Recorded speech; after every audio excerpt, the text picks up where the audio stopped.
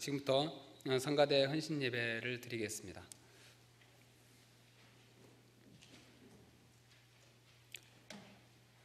사랑의 주님, 감사합니다. 만물이 소생하는 봄철을 맞이하여 글로리아 성가대 헌신 예배를 주께 드립니다. 밤에는 달과 별빛이 주님을 노래하며 찬양합니다. 또한 낮에는 해와 모든 만물이 주님을 찬양합니다. 주님, 저들을 지으신 그 주님을 높게 찬양을 드리오니 주께서 받아주시고 이 놀라운 축복을 저들의 삶 속에서 누릴 수 있도록 주께서 인도하여 주시옵소서. 이 예배를 주께서 받아주시옵소서. 예수님 이름으로 기도드렸습니다. 아멘. 하나님 감사합니다. 먼저 저의 죄를 용서하여 주시옵시고 이 시간 예수님의 십자가 보혈의 피로 깨끗이 씻어 주시옵소서. 모든 영광과 찬양을 받으시기에 합당하신 하나님 아버지, 이 시간 주님의 성으로 높여 드립니다. 우리 입술이 찬양만이 아니라 온 마음과 뜻을 앞에 드리는 찬양을 받아 주시옵소서. 세상의 많은 사람들 가운데 특별히 저희를 하나님의 자녀로 삼으시고 그 영광을 날마다 노래하며 주님 앞에 예배 드릴 때마다 준비된 찬양으로 하나님께 올려드릴 수 있는 성가대원으로 불러주신 것을 감사드립니다. 오늘 이 시간 특별히 저희 성가대원들에 구별하여 하나님 앞에 더 큰 영광을 돌리기 위한 헌신 예배를 드리오니 주여 이 예배를 연락하여 주시옵소서. 우리의 찬양 중에 거하시는 하나님 아버지, 저에게 특별히 아름다운 목소리를 허락하시고 살아왔던 적이 더 많았음을 이 시간 솔직하게 고백합니다. 특별히 귀한 직분을 맡고도 자신의 유익만을 위해서 핑계만 대면서 주님께 영광 돌리는 일에는 소홀했음을 이 시간 회개합니다. 오늘 이 시간 저희 불충성했던 것들 깊이 깨닫게 하시고 다시 한번 용서의 은총을 입음으로 우리가 새롭게 되어 충성하며 맡은 직분에 최선을 다할 수 있도록 주께서 은혜 베풀어 주시옵소서. 특별히 저희 성가대를 지휘하시는 지휘자님, 함께 수고하는 반주자님, 은혜를 더하셔서 더욱 뛰어난 재능과 지혜를 주시고 귀한 직분을 감당하는 데 어려움이 없도록 주께서 지켜주시옵소서. 또 앞서서 성가대를 위해서 헌신하는 대장님과 모든 대원들에게 건강을 허락하시며 하나님께 찬양드리는 일로 주님께 봉사하며 헌신하는 데 전혀 부족함이 없는 상황의 여건들을 주시옵소서. 살아계신 하나님, 저희 한나라 교회를 통해서 날마다 영광 거두어 주심을 감사드립니다. 이제 주님의 이 몸된 거룩한 교회가 더욱 주님의 역사하심을 힘입어 더욱 성숙하며 부흥하게 하시고 하나님의 높으신 이름을 더하게 더 크게 찬양하는 것이 끊이지 않는 귀한 교회로 삼아 주시옵소서. 오늘 이 예배 시간을 위해서 귀하신 사자 목사님 강단에 세워주심에 감사합니다. 주님의 오른팔로 붙들어 주시옵시고 날마다 독수리 같은 새 힘을 허락하여 주셔서 전 세계 최고의 하나님의 주의 종으로서 크게 쓰임받을 수 있는 아버지 주의 사자가 될 수 있도록 주께서 은혜 베풀어 주시옵소서. 살아 역사하시는 만왕의 왕 우리 주 예수 그리스도의 이름으로 기도드립니다. 아멘. 예수님 당시에 예수님께 가까이 온 사람 중에는 이제 세 가지 부류가 있습니다. 첫째로는 과거지향적인 바리새인들입니다. 무슨 말만 하면은 모세 율법에는 무엇이라 기록되어 있는데 모세는 무엇이라고 말을 했는데 모세 율법이 모든 행동과 판단의 기준이었습니다. 2000년 전의 이야기를 예수님이 계시는 그 당시에도 예수님이 하는 모든 행동을 과거의 율법으로 따졌습니다. 그래서 하나님은 그들에게 미래를 맡기지 않았습니다. 미래의 역사의 주인이 되도록 하시지 않았습니다. 과거라는 것은 교훈을 받았으면 됐고 아팠으면 됐고 즐거웠으면 됐고 그리고는 잊어버려야 되지 가지고 있을 내용은 아닙니다. 그래서 과거 이야기를 많이 하는 사람은 진취성도 없을 뿐만 아니라 발전을 못합니다. 그리고 예수님이 원하는 삶도 아닙니다. 과거는 교훈받고 잊어버리시고 내일을 향하여 사시는 겁니다. 둘째로는 현실 영합적인 사두개인들이 있었습니다. 로마 제국의 식민 지배를 받으며 당시의 이권이나 권력에 영합을 했습니다. 그때 예수님의 설교는 상당히 파격적이었습니다. 율법을 예수님 말씀으로 완성한다고 표현하지만은 그 당시에는 뭐 율법에 대한 도전이죠. 그래서 현실을 변화시키려는 혁명적인 주님의 말씀을 거부를 했습니다. 왜? 지금이 좋으니까요. 당장 일제시대 때 마치 일본에게 붙어서 살던 사람들, 로마시대 때 로마의 권력에 야합을 해서 살던 사람들, 그러니까 이권이나 권력이나 돈이 있으니까 일단은 지금 살만하니까, 그래서 현실을 개혁하자 반대를 했습니다. 그리고 마지막으로 셋째로는 미래와 지향적인 제자들입니다. 그 제자들은 학문이 없는 민초들이죠. 그런데 예수님이 그들에게 땅끝까지 이르러 이 복음을 전하라고 하셨습니다. 그러니까 미래를 향하여서 자신의 삶을 던지라는 뜻입니다. 그러니까 이런 부분에 대해서 성경에 변명한 사람, 핑계댄 사람들 있잖아요. 모세도 말할 줄 모른다. 에레미야도 나는 어린아이다. 오늘 제자들도 학문이 없는, 근데 내가 너희들을 통하여서 지혜로운 자들을 어리석게 만들리라. 그러니까 예수님이 우리에게 요구하시는 것은 그때나 지금이나 몸입니다. 너 몸을 나에게 바칠 수가 있겠느냐는 거예요. 복음을 위해서 던져줄 수 있겠느냐? 그러면은 말은 내가 할게. 에레미야에게도 그렇게 말씀하셨고요. 그래서 다시 말하면 예수님은 제자들에게, 우리들에게 다가오는 하나님의 나라를 향하여 헌신하라. 그리고 세상을 변화시키는, 결국 우리말로 바꾸면 히스토리 메이커가 되라는 겁니다. 그냥 흘려가는 사람이 되지 말고, 어울리는 사람이 되지 말고 히스토리 메이커가 되라. 지금 세상은 상당히 빨리 발전하고 있잖아요. 그러니까 중국에 가면은, 중국 인구가 지금 이제 15억이 좀 넘는답니다. 이게 통제가 안 되는 거예요. 그런데도 참 편리한 것이 있습니다. 예를 들어서 북경에 올림픽을 할 때 다 걱정했습니다. 공해 때문에. 그런데 간단했습니다. 차 나오지 마라 그러면 되잖아. 그 차를 길에 못 나오게 하면 되는 겁니다. 명령 한마디로. 그리고 지금도 가면은 뭐 예를 들어서 오전 8시 전에 트럭 계통의 차는 다 밖에 나가 있어야 됩니다. 그러니까 북경 시내 안에 만약 오전 8시 이후에 트럭이 있다, 무조건 붙잡힙니다. 그러니까 못 들어오게 하면 됩니다. 그런데 지금은 이제 중국이 어느 정도 발전하느냐 하면은 사람을 가지고 그렇게 다스리는 것이 아니고 위성을 가지고 다 다스립니다. 거기 보면은 차 번호판에 따라서 고가도로에 올라갈 수 있는 차가 있고 못 올라가는 차들이 있습니다. 그렇다고 경차들이 안 지킵니다. 그러면 못 올라가는 차들이 고가도로가 편하잖아요. 올라가면 어떻게 되느냐? 위성 바로 추적합니다. 예를 들어서 법이라는 게 나라마다 다른데 싱가포르에 가서 껌 씹다가 걸리면은 벌금 80만 원입니다. 한국 돈으로. 껌 씹으면 안 됩니다. 화장실에 볼일 보고 물 안 내렸다, 그러면 벌금 20만 원입니다. 그러니까 결국 이 벌금을 가지고 때리면 말 다 듣습니다. 그런데 중국 같은 데는 예를 들어서 시속 100km로 달려야 하는 거리에 만약 100km로 오버했다, 그러면 5분 동안 위성에서 경고를 줍니다. 삐삐삐.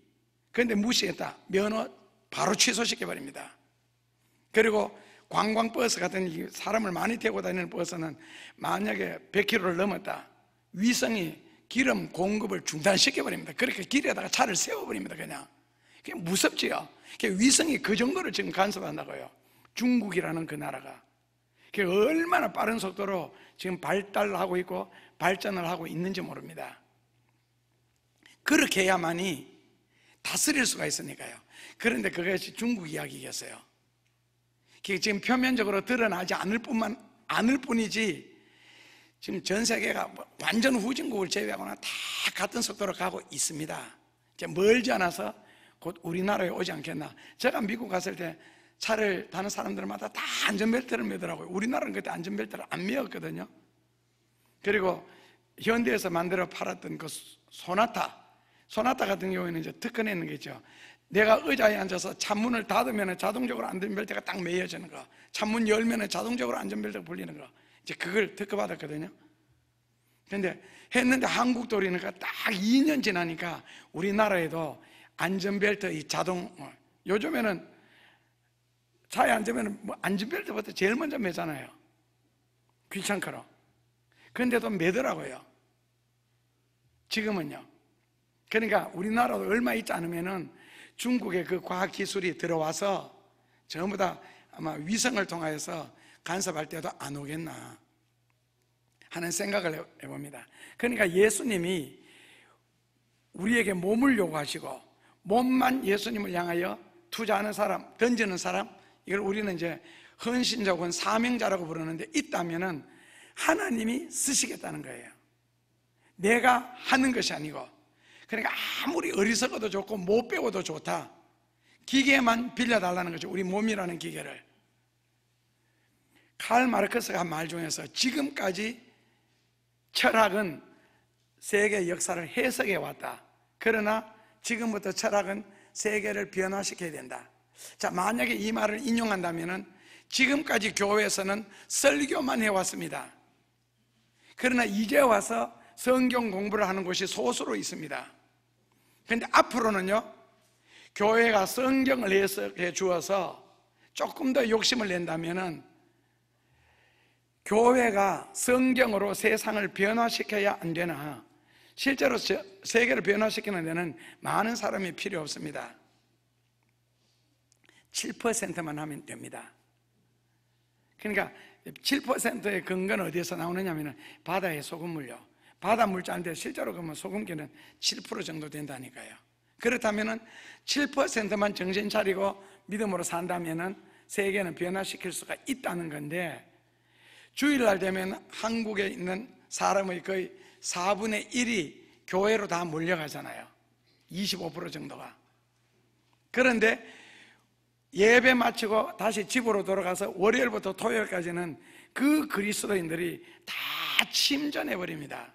그러니까 자기가 기독교인이라는 표를 전혀 안 내는 거예요. 하다못해 점심시간에 식당에 가면은 사람들이 굉장히 많이 바글바글하죠, 어딘든지.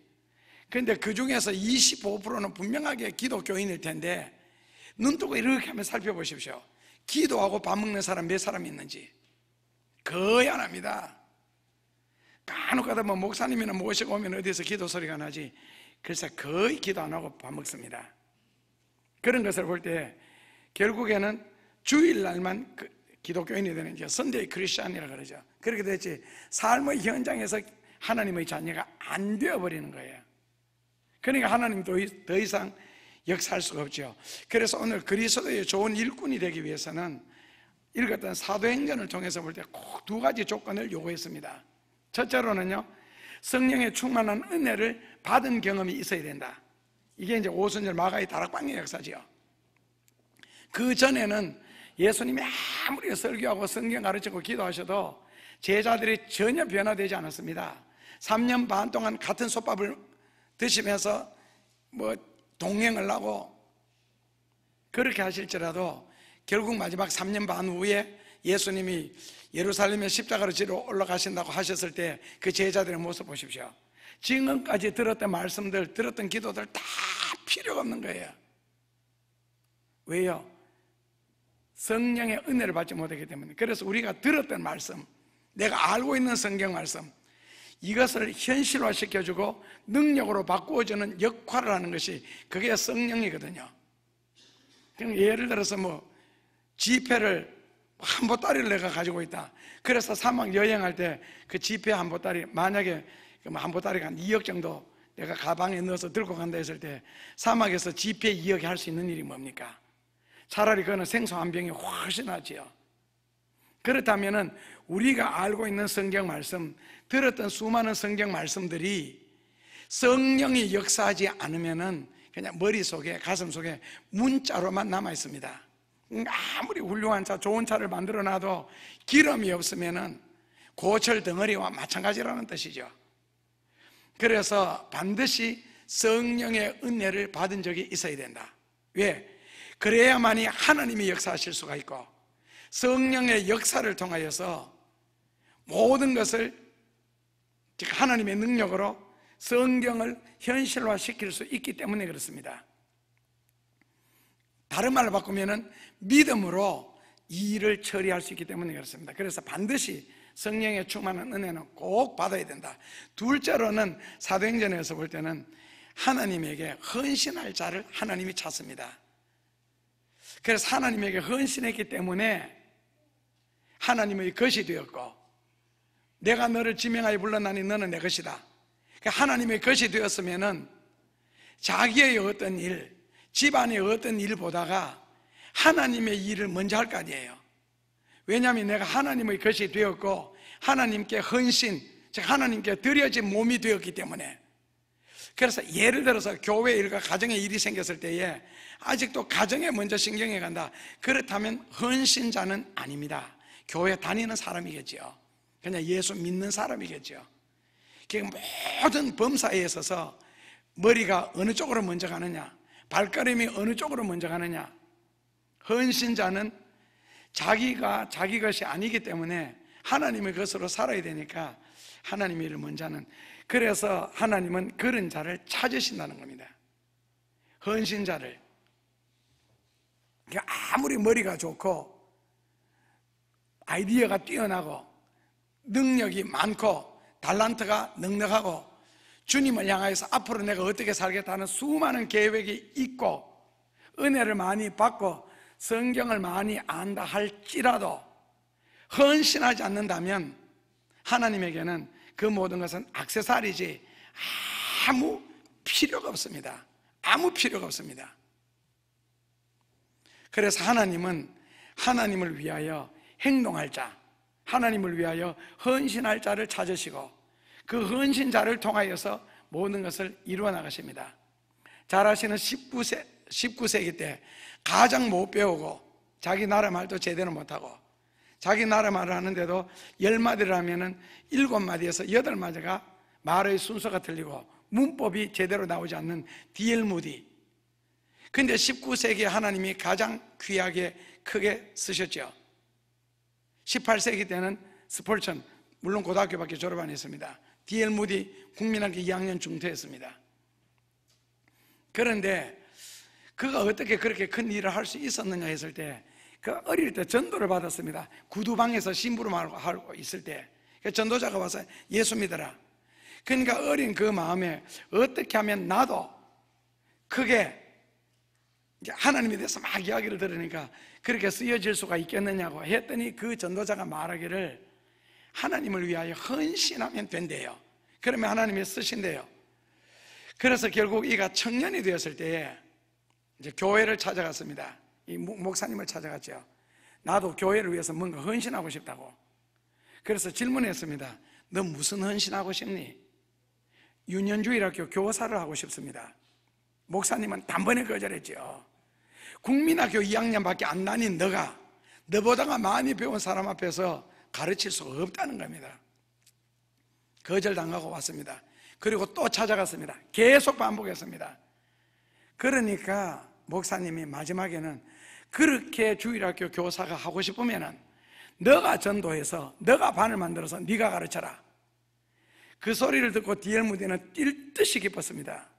그러고는 나중에 열심히 전도하기 시작했는데 나중에 D.L. 무디 반에 학생이 1000명이 모였습니다. 그리고는 D.L. 무디 성경학교를 만들어가지고 이제 독립을 했습니다.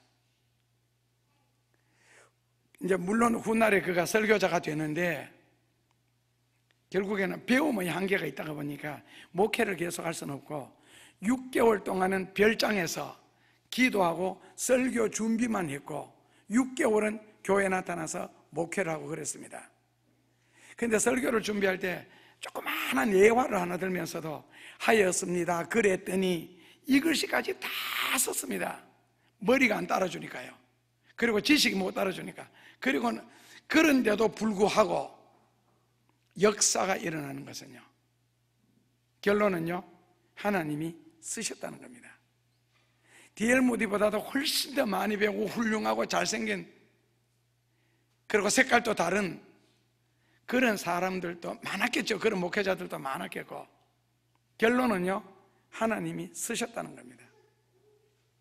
그게 뭐냐면은 결국 모든 목회자들이 다 쓰여지겠죠. 모든 사람들이 하나님 앞에 다 쓰여지는데 역대하에 있는 것처럼 얼마나 하나님이 크게 쓰시느냐, 얼마나 귀하게 쓰시느냐, 얼마나 강하게 쓰시느냐, 얼마나 부유하게 쓰시느냐는 것은 다르다는 거죠.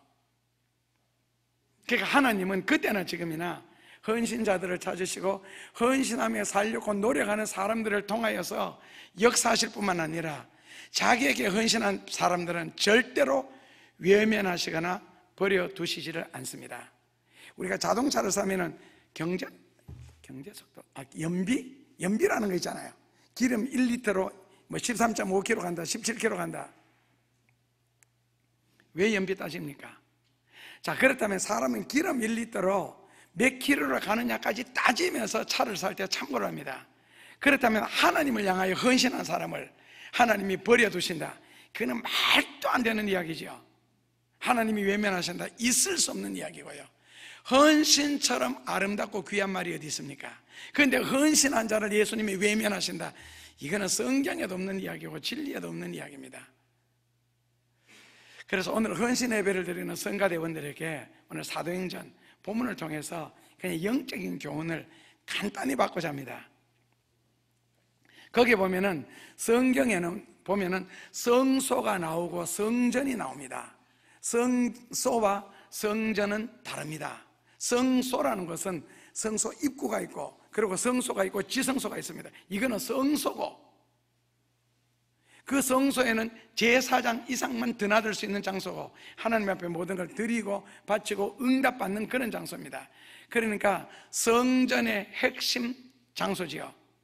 성전에 있어서 가장 구체적인 장소고, 그리고 성전이라는 것은 여자와 어린아이와 이방인들도 드나들 수 있는 곳이 성전입니다. 그러니까 성전 전역을 성전이랍니다. 그런데 오늘 본문에서는요, 미문 밖, 미문은 말 그대로 뷰티풀 게이트입니다. 이거 뭐 나카볼로 문이라고 하는데 그 사람이 지었기 때문에 탈무드에 보면 그렇게 나옵니다. 그런데 성전 미문 밖에 앉아있는 거린이 있죠. 그러니까 성전 문턱을 넘어 들어오지 못하는, 거기는 이제 이방 자리죠. 이 거리는 사도행전 4장에 보면은 스스로 걸을 수도 없는, 그래서 날마다 누군가가 자기를 그 자리에다 가져다 주고 그 다음에 데리고 가는, 우리말로 바꾸면 1급 장애인입니다. 누군가의 도움 없이는 절대로 살 수 없는 분이요. 그러니까 하루하루 생계를 위해서 구걸을 하며 살아가는, 어쩌면 좀 불쌍한 인생이죠. 그런데 영원한 생명을 주시고 무한한 축복을 받을 수 있는, 그리고 살아계셔서 역사하시는 하나님을 체험할 수 있는 장소, 성전입니다. 더 구체적으로는 성소고요. 그런데 그 성전 문 앞에 하루를 살기 위하여 날마다 구걸을 하면서 산다는 거예요. 성전 문턱을 넘어가지 못하는, 그 성전 문턱만 넘어가게 되면은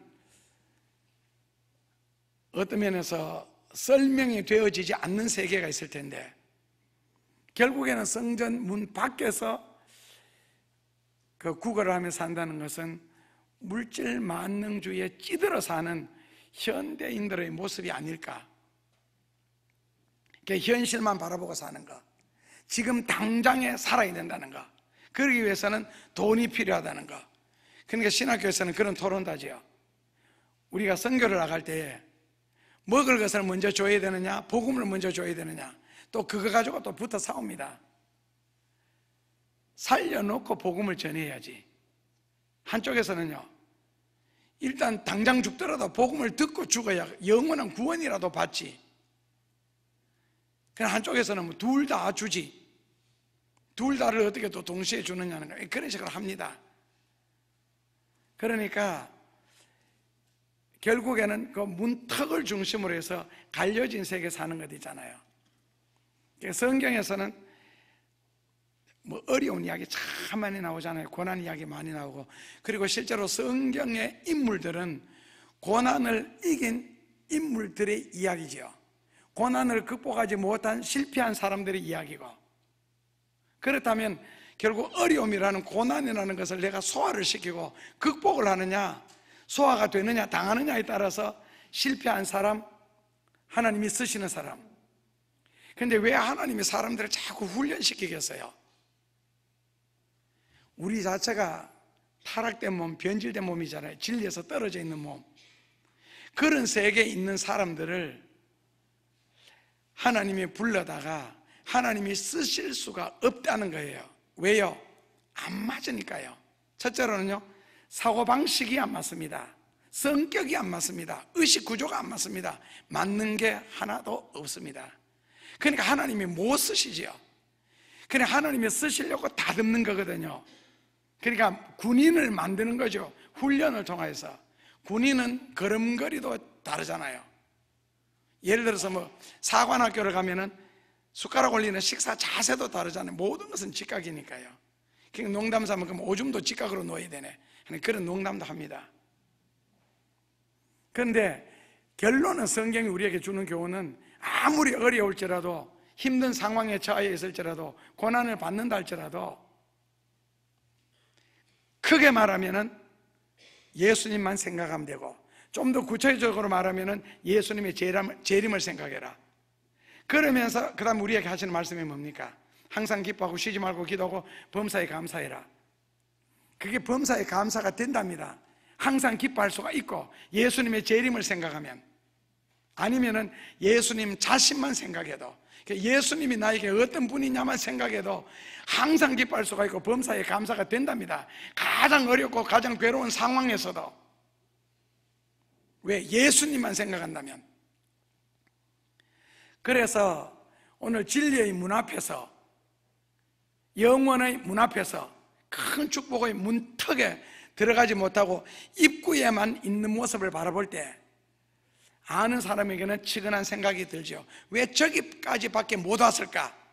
왜 항상 저 문턱은 못 넘어 들어올까? 문턱만 넘으면 되는데, 그걸 중심으로 해서 문 안의 세계와 문 밖의 세계, 진리 안의 세계와 진리 밖의 세계, 믿음 안의 세계, 하나님의 놀라운 어떤 품의 세계, 신비로운 세계, 무한한 축복의 세계가 있음에도 불구하고 왜 문을 못 넘어 들어올까? 한 단계만 더 들어가면 되는데 왜 안 들어갈까? 왜 안 할까? 왜 못 할까?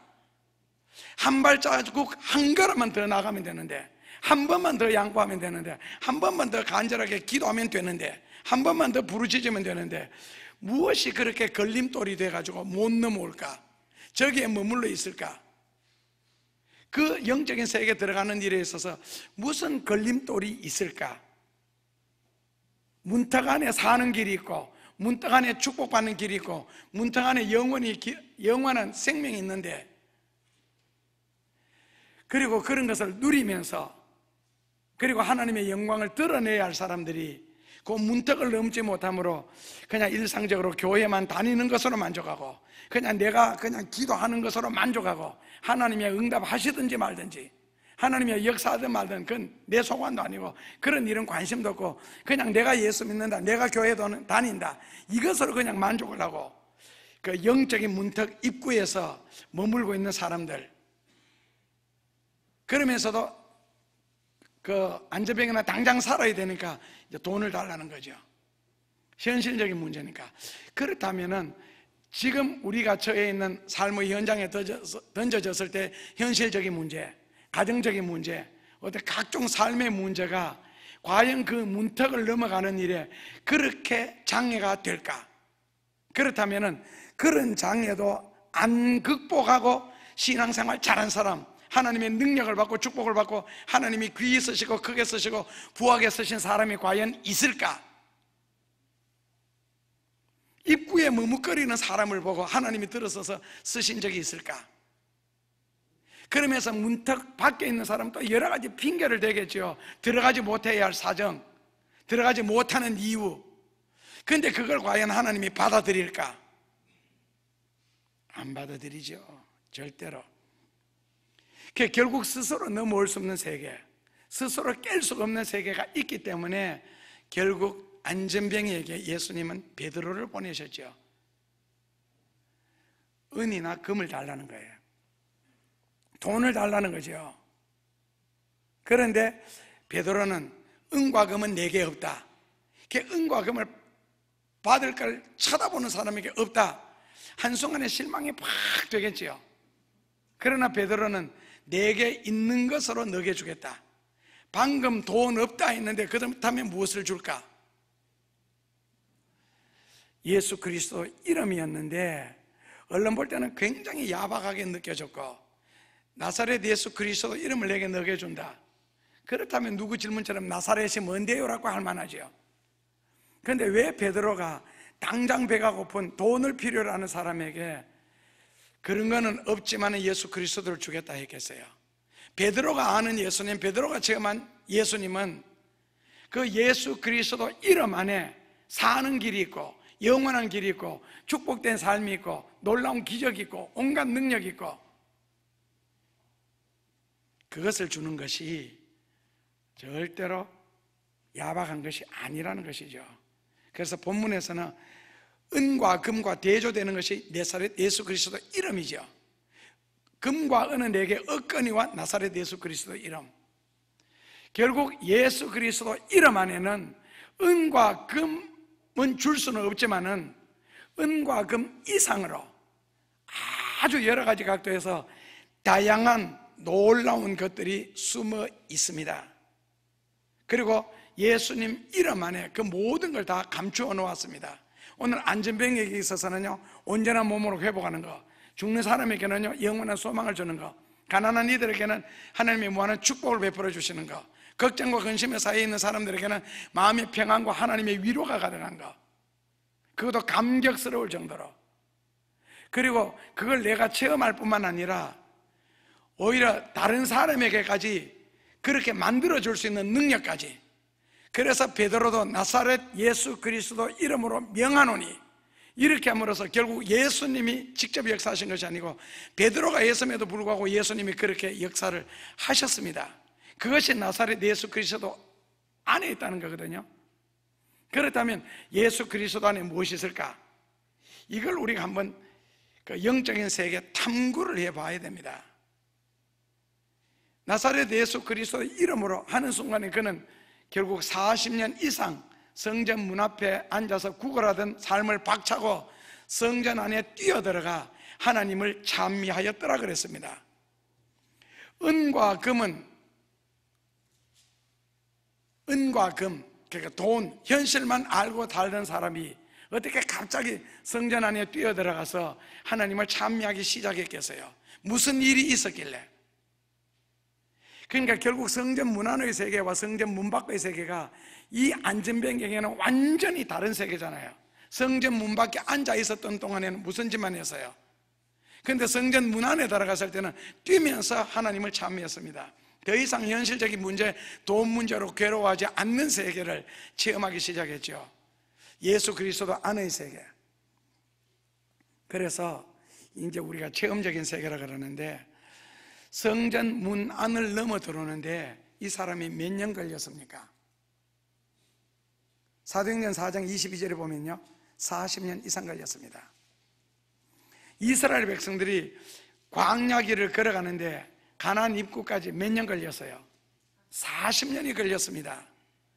결국 자기만 결심하면은 40년 걸린 광야 거리를 지금은요 걸어서도 일주일 만에 얼마든지 지나갈 수가 있습니다. 걸어서 일주일 걸리는 거리를 왜 이스라엘 백성들은 40년이나 걸렸겠어요? 일어나서 펄쩍 뛰어 들어가면 몇 초 안 걸리는 세계를 왜 이 사람한테는 40년이나 걸렸겠어요?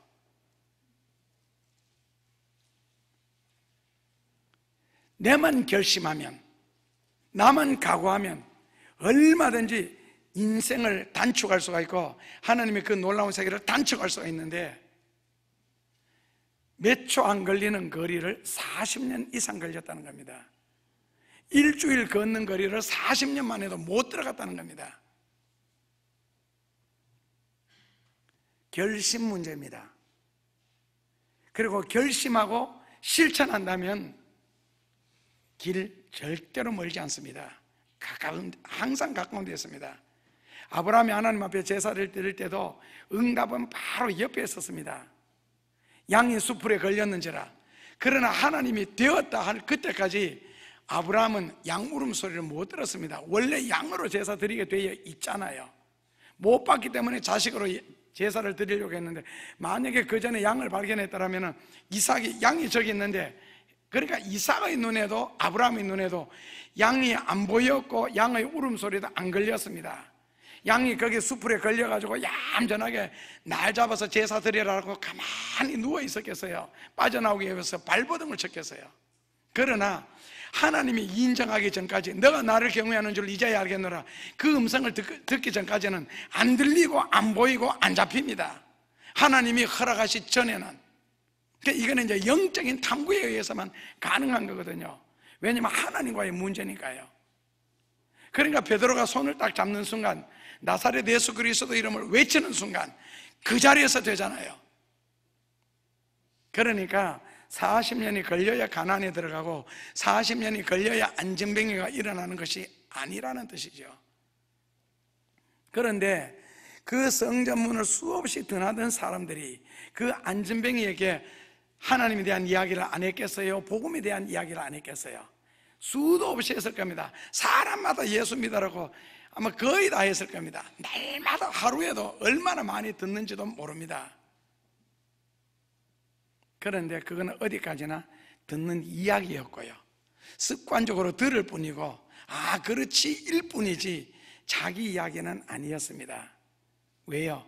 내한테 신앙이 없었으니까요. 근데 결국에는 체험을 한 후에는 어떻게 달라졌습니까? 자, 사도행전 1장 2장은 오순절 성령 사건 중심으로 예루살렘에서 초대교회 설립 과정을 보여줍니다. 그리고 오늘 이 사도행전 3장에서 안전병이가 일어나는 사건은 초대교회 최초의 기적입니다. 그 최초의 기적이 40년 넘은 안전병이를 일어세우는 겁니다. 오늘 아마 이 안전병이는 평생을 자기는 안전병으로 살다가 죽을 운명이라고 여겼겠죠. 40년 이상 그렇게 했으니까요. 그런데 그 한 사람의 체험을 통하여서 결국에는 베드로를 통해서 기적이 일어나게 되었고, 그 기적 중심으로 예루살렘 교회가 기적이 일어나게 되었고, 그 다음에는 그 당시에 아시아에, 소아시아 전 지역의 교회가 세워지게 되었고, 그리고 그때 성령 받았던 제자들, 그리고 그 당시로 말하면 집사들, 교인들마다 가는 것마다 기적이 일어나기 시작을 했습니다. 바로 이 안전병이가 일어나는 기점으로 시작해서 많은 사람들이 자극받았습니다. 나사렛 예수 그리스도 이름을 외치니까 안전병이가 일어나더라는 거예요. 베드로의 능력이 아니고 나사렛 예수 그리스도의 이름. 그래서 다른 제자들도 나가서 나사렛 예수 그리스도 이름을 외치기 시작하자 귀신들이 쫓겨나고 병들이 낫고 온갖 삶의 문제들이 풀리는 것을 경험을 했습니다. 그래서 오늘 이 안전병의 사건은 단순하게 내가 일어났다는 그 이상의 많은 의미를 시사를 합니다. 그리고 이 기적을 통해서 많은 사람들이 하나님께 영광을 돌리게 됐습니다. 결국 기적의 출발점이었습니다.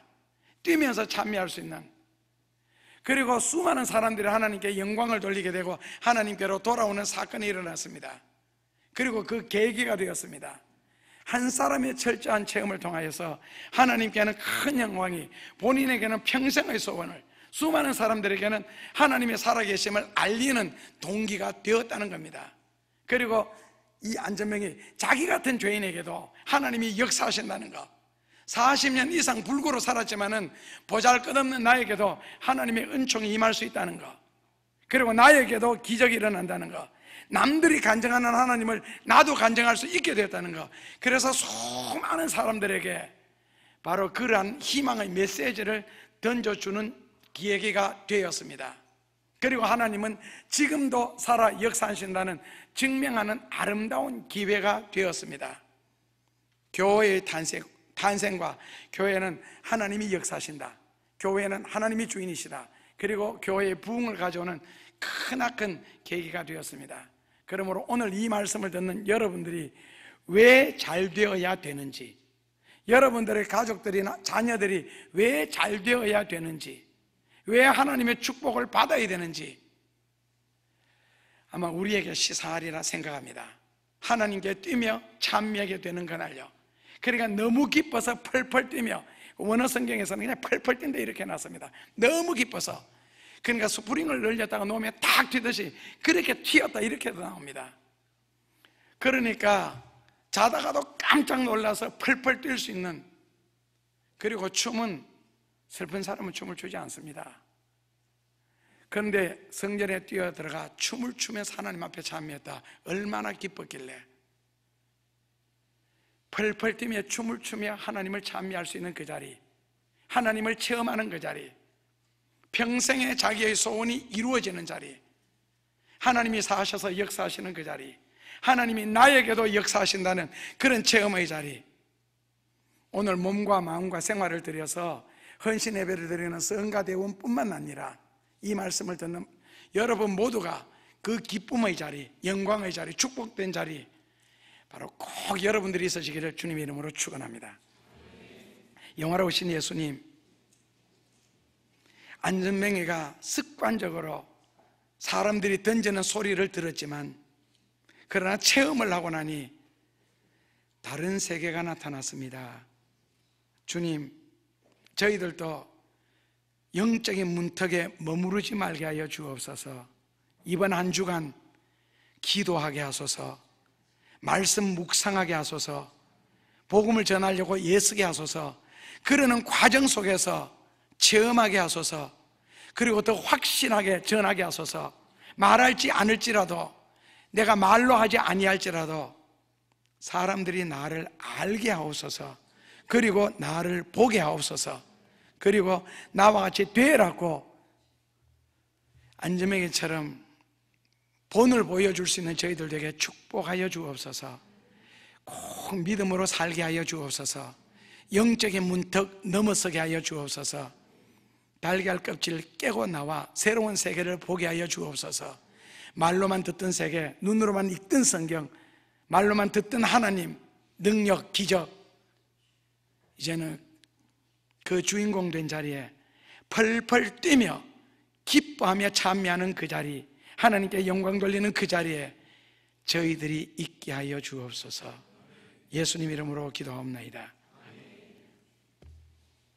문턱 안에 그런 놀라운 세계가 있다면 현실이라는 것에서 자기의 소욕을 조금만 줄이고 하나님 앞에 올인할 수 있는 인생의 기회가 있게 하여 주시고, 평생에 하나님 앞에 헌신할 수 있는 인생의 기회가 있게 하여 주시고, 또 그렇게 결심할 수 있도록 꼭 축복하여 주옵소서.